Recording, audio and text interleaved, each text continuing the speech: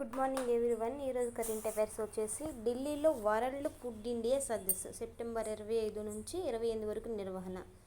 World food India 2025 సదస్సు September 25 నుంచి 28 వరకు ఢిల్లీలో జరగనుంది.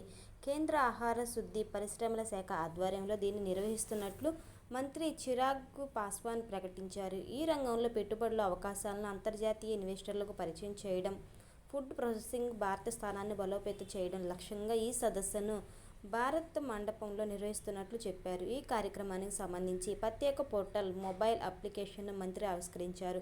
గతంలో నిర్వహించిన 3 ఎడిషన్ల సదస్సులు విజయవంతమైనట్లు, దీన్ని మరింత ముందుకు తీసుకెళ్లాలని అనుకున్నట్లు కేంద్ర ఆహార శుద్ధి పరిశ్రమల శాఖ కార్యదర్శి అవినాష్ జోష్ తెలిపారు.